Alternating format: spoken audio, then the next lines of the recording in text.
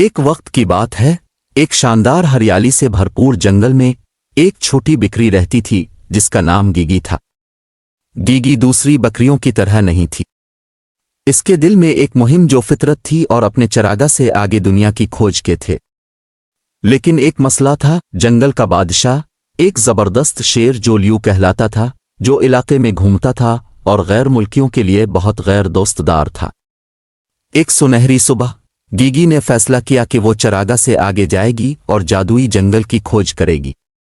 وہ جھاڑیوں پر کودتی ہوئی، بہتے ہوئے ندی کے ساتھ چلتی ہوئی اور چہچہاتے پرندوں کی دھنیں سن کر محو ہو گئی۔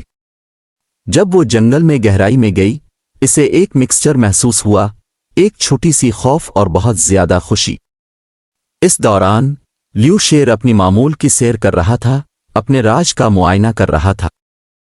وہ فخر سے بھرا ہوا تھا اور تھوڑا خفا تھا، کیونکہ کوئی بھی جانور اس سے بات چیت کرنے کی ہمت نہیں کرتا تھا۔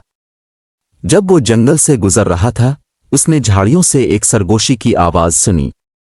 متجسس اور تھوڑا خفا، لیو نے آواز کی پیروی کی اپنے عظیم قدموں کے ساتھ۔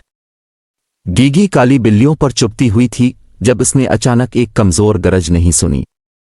اس کا دل ایک دھڑک میں رک گیا جب اس نے مڑ کر دیکھا کہ عظیم لیو اس کے درست پیچھے کھڑا تھا۔ بھاگنے کے بجائے بہادر گیگی نے اپنا سارا ہمت جمع کر کے کھڑا ہو گئی۔ اچھا دن، جناب شیر، اس نے سب سے خوشگوار آواز میں جس کا وہ استعمال کر سکتی تھی۔ لیو حیران رہ گیا تھا، کوئی بھی جانور اس سے اتنی اعتماد سے کبھی بات نہیں کرتا تھا۔ ہیلو چھوٹی بکری، لیو نے جواب دیا، زیادہ متجسس ہو کر کہیں دھمکی آمیز نہیں۔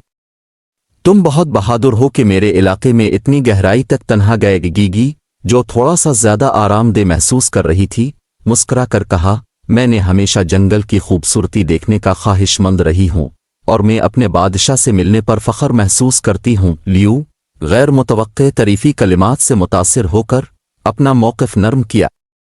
تم پہلے ہو جو ایسے نیک الفاظ کہتے ہو، لیو نے تسلیم کیا، اس کا دل تھوڑا سا گرم ہو گیا۔ کیا تم میرے ساتھ میرے گشت پر شامل ہونا چاہو گی اور میں تمہیں اس جنگل کے راز دکھاؤں گا؟ بہت خوش ہو کر گیگی نے بے تابانہ سر ہلایا۔ ایک ساتھ انہوں نے جنگل کا دورہ کیا، جہاں لیو نے چھپے ہوئے ارنی، قدیم درخت اور ایک خفیہ وادی بھی دکھائی جو رنگین تیتلیوں سے بھری ہوئی تھی۔ دن کے آخر میں گیگی اور لیو جلدی سے اچھے دوست بن گئے تھے۔ لیو نے ایک ایسا شخص تلاش کیا تھا جو اس سے ڈرتا نہیں تھا، اور گیگی نے سب سے غیر متوقع مقام پر ایک نئے دوست کو تلاش کیا تھا۔